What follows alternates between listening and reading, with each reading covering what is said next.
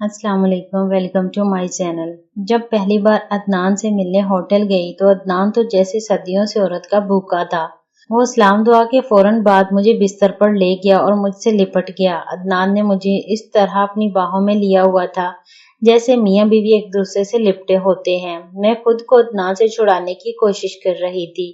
मैंने अदनान से कहा, अब बस करो, जब मैं दोबारा आऊंगी तो उस दिन मिल लेना और अपनी ख्वाहिश पूरी कर लेना। लेकिन अदनान मुझे छोड़ने को तैयार नहीं था। अदनान मुझे चूमता रहा। मैंने कभी सोचा भी नहीं था कि मेरे शौहर के अलावा भी मुझे इतना प्यार कर सकता है। दूसरी तरफ मेरा शौहर इकबाल मुझे नजरअंदाज करता था। इकबाल की तवज्जो किसी दूसरी लड़की की तरफ थी। इकबाल रोज उस लड़की के पीछे फिरता था। ये बात मुझे मेरी पड़ोसन नादिया ने भी बताई थी। मैं तो बस अपने बच्चों की देखभाल करती थी और घर के सारे काम संभालती थी। इसी वजह से मेरे दिल में अपने शौहर इकबाल के लिए नफरत पैदा होने लगी, क्योंकि इकबाल मुझे खुश नहीं रखता था। इकबाल हमेशा अपनी ऐशो इशरत में मसरूफ रहता, फजूल खर्ची करता और मुझ पर तवज्जो नहीं देता था।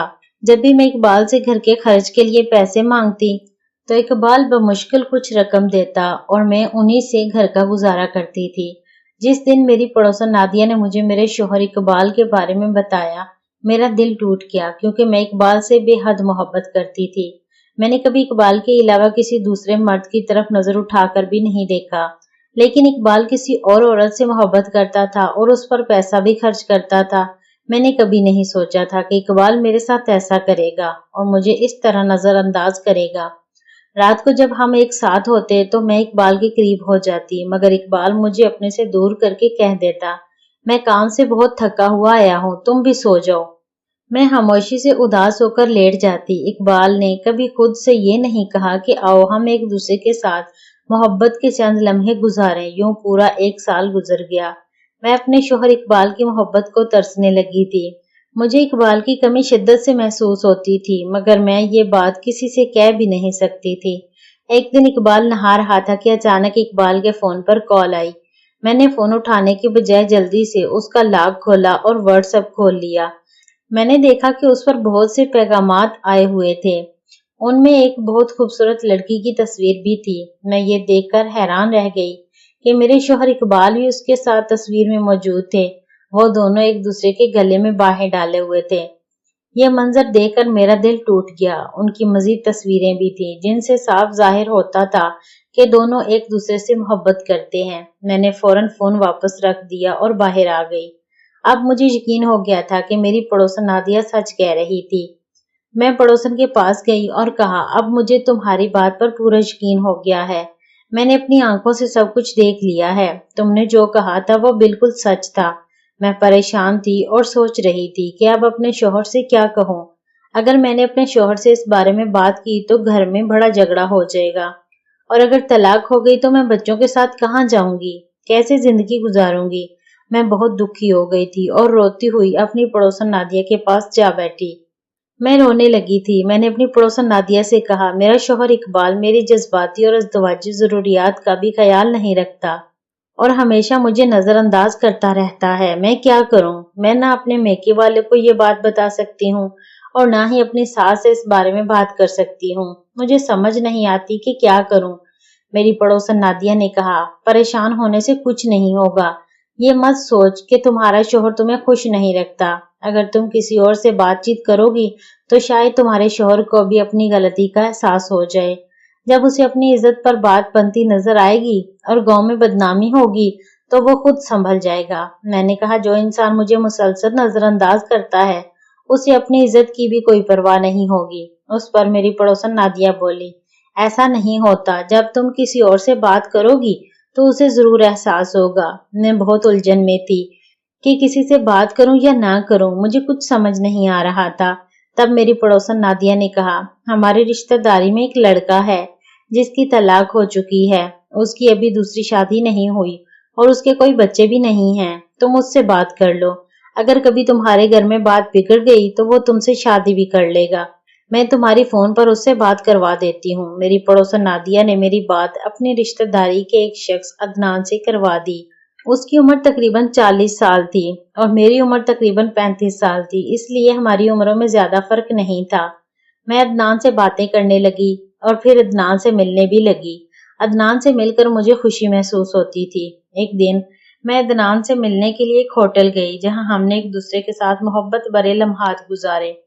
अदनान मुझसे बहुत मोहब्बत और अपनायत से पेश आता था, मुझे अपने करीब रखता, गले लगाता और प्यार का इजहार करता था। मैं भी अदनान का साथ देती थी और अदनान के साथ रहकर मुझे सुकून और खुशी महसूस होती थी। मेरा शौहर इकबाल मुझे कभी वो तवज्जो और मोहब्बत नहीं देता था जिसकी मुझे जरूरत थी, लेकिन अदनान के साथ मुझे वो एहसास मिल रहा था जिसकी मुझे शिद्दत से कमी महसूस हो रही थी। आहिस्ता आहिस्ता हमारी बातचीत बढ़ गई और हम फोन पर भी एक दूसरे से मुसलसल राब्ते में रहने लगे। हम एक दूसरे के काफी करीब आ गए थे। अदनान मुझसे शादी करना चाहता था, लेकिन न जाने मेरे शौहर इकबाल को हमारी बातों का कैसे पता चल गया। इकबाल ने पूरी हकीकत मालूम कर ली और मुझसे पूछा। मैंने इकबाल से साफ कह दिया, तुम भी तो किसी दूसरी लड़की के साथ ताल्लुक रखे हुए थे, इसलिए मैंने भी अपनी खुशी तलाश करने की कोशिश की। ये सुनकर मेरे शौहर इकबाल को बहुत गुस्सा आया। उसने मुझे बुरी तरह मारा पीटा, फिर अदनान को भी ढूंढ कर अदनान से झगड़ा किया। इस लड़ाई में अदनान को काफी चोटें आईं और अदनान को अस्पताल में दाखिल होना पड़ा। मेरे शौहर इकबाल ने मुझे सख्ती से मना कर दिया कि आइंदा अदनान से कोई राब्ता ना रखूं। इकबाल कहने लगे, अब तुम्हें हर चीज और हर खुशी घर में ही मिलेगी, तुम किसी दूसरे आदमी से बात नहीं करोगी, मैं ये बर्दाश्त नहीं कर सकता। मैंने जवाब दिया, मैं भी ये सब मजीद बर्दाश्त नहीं कर सकती। मुझे बहुत गुस्सा था क्योंकि मेरे शौहर इकबाल ने अदनान को बुरी तरह जख्मी कर दिया था। उसके बाद मेरा अदनान से राब्ता खत्म हो गया। अलबत्ता मेरी पड़ोसन नादिया कभी कभार उसकी खैरियत की खबर दे देती थी। नादिया कहती थी, तुम्हारे शौहर ने अच्छा नहीं किया। मैं उसे सिर्फ यही कह सकती थी, मैं क्या कर सकती हूँ, मुझे खुद कुछ समझ नहीं आ रहा। मेरी पड़ोसन नादिया मेरी बहुत करीबी सहेली थी। हमारी एक दूसरे से हर बात शेयर होती थी। क्योंकि नादिया का भी किसी दूसरे शख्स के साथ ताल्लुक था। नादिया का शौहर बैरूने मुल्क था और नादिया अपने महबूब से मिला करती थी। नादिया मुझे अपने सारे दुख सुख बताती थी। उधर अदनान से मेरा राब्ता खत्म हो चुका था। कुछ अरसे बाद अदनान सेहतयाब हो गया, लेकिन फिर मेरे शौहर इकबाल ने अपने किसी दोस्त के जरिए अदनान का एक हादसा करवा दिया और अदनान बेचारा मौका पर ही जान से चला गया। मैंने अपने शौहर से कहा, तुमने ऐसा क्यों किया, तुम्हें उसका हादसा करवाने की क्या जरूरत थी। मेरे शौहर इकबाल ने जवाब दिया, जब तक अदनान जिंदा रहता तुम्हारा दिल अदनान की तरफ लगा रहता। तुम्हें अदनान की आदत हो चुकी थी, इसलिए मैंने अदनान को हमेशा के लिए तुम्हारी जिंदगी से खत्म कर दिया। अब ना तुम अदनान से मिल सकोगी और ना ही तुम किसी और की होगी, तुम हमेशा मेरी रहोगी। मैंने इकबाल से कहा, तुम भी अपनी दूसरी औरतों के साथ ताल्लुकात खत्म कर दो, दुनिया में सिर्फ एक ही मर्द नहीं रह गया। मेरे शौहर इकबाल ने गुस्से में मुझे थप्पड़ मारा और कहा, मैं अब किसी के साथ कोई नाजायज ताल्लुक नहीं रखता। जब से मुझे पता चला है कि तुम भी किसी और से बात करने लगी हो, मैंने ये सब कुछ छोड़ दिया है। अब मैं सिर्फ तुमसे मोहब्बत करता हूँ, लेकिन मैं ये बर्दाश्त नहीं कर सकता कि तुम किसी और से मोहब्बत करो। उसके बाद मेरे शौहर इकबाल ने मुझे बहुत मारा, लेकिन फिर मुझे मजबूती से गले लगा लिया और कहा, अगर मुझसे गलती हुई थी तो तुम्हें मेरी गलती सुधारनी चाहिए थी, खुद वही गलती नहीं करनी चाहिए थी। तुम मुझे साफ साफ बता सकती थी कि तुम ये सब बर्दाश्त नहीं कर सकती, लेकिन तुमने मुझसे बात ही नहीं की, बल्कि किसी और से ताल्लुक बना लिया। ये भी तुम्हारी बहुत बड़ी गलती थी। मैंने जवाब दिया, मैं क्या करती, तो मुझे हमेशा अपने से दूर रखते थे, बच्चे भी बड़े हो गए थे। मैंने आज तक तुम्हारे अलावा किसी और के बारे में नहीं सोचा था, लेकिन तुम खुद मुझे अपनी जिंदगी से निकालना चाहते थे, इसीलिए मैंने अपनी खुशी ढूंढने की कोशिश की। उस दिन मेरे शौहर इकबाल ने मुझे गले लगा लिया। उसकी आंखों में आंसू थे। इकबाल कहने लगा, मुझसे बहुत बड़ी गलती हो गई, आज के बाद मैं कभी ऐसी गलती नहीं करूंगा और ना ही तुम्हें किसी और का होने दूंगा। मैं तुम पर फख्र करता हूँ और अब तुमसे कोई शिकायत नहीं सुनना चाहता। मैं भी तुम्हारे बगैर नहीं रह सकता। मैं तुमसे माफी मांगता हूँ और तुम्हारी गलती भी माफ करता हूँ। उस दिन मेरे शौहर इकबाल ने मुझे माफ कर दिया और अपनी गलती भी तस्लीम की। मैंने भी इकबाल को माफ कर दिया। हम दोनों एक दूसरे के गले लग गए। उस दिन के बाद हमारी जिंदगी बदल गई। हम एक दूसरे के साथ अच्छे तरीके से रहने लगे, ना कभी एक दूसरे को ताने दिए और ना ही पुरानी बातों को लेकर झगड़ा किया। मेरा शौहर इकबाल मेरा बहुत ख्याल रखने लगा और मैंने भी कभी इकबाल से दूर जाने का नहीं सोचा। मैं बहुत रोई और खुद को कोसती रही कि मुझसे क्या हो गया। मुझे ये एहसास था کہ میری وجہ سے ایک انسان کی جان چلی گئی۔ میں سوچتی تھی کہ کاش میں شروع میں ہی اپنے شوہر سے کھل کر بات کر لیتی تو شاید عدنان کی جان نہ جاتی اور شاید میرے اور عدنان کے درمیان کبھی کوئی تعلق بھی نہ بنتا۔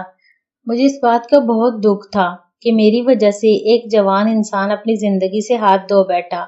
میں نے اپنے شوہر اقبال کا شکریہ ادا کیا کہ اس نے مجھے دوبارہ اپنی زندگی میں جگہ دی۔ اگرچہ اقبال کا غصہ بہت سخت تھا لیکن اقبال مجھ سے بہت محبت بھی کرتا تھا۔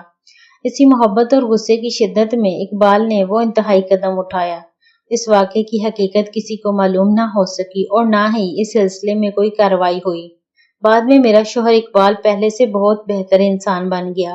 آج ہمارے بچے انگلینڈ میں آباد ہیں اور میں آج بھی اپنے شوہر کے ساتھ پاکستان میں اپنی زندگی گزار رہی ہوں۔ امید ہے ناظرین آپ کو آج کی کہانی پسند آئی ہوگی۔ آپ کو میری یہ کہانی کیسی لگی؟ اپنی رائے ضرور کمنٹس میں بتائیں۔ میرے چینل کو سبسکرائب اور ویڈیو کو لائک اور شیئر کرنا نہ بھولیے۔ شکریہ۔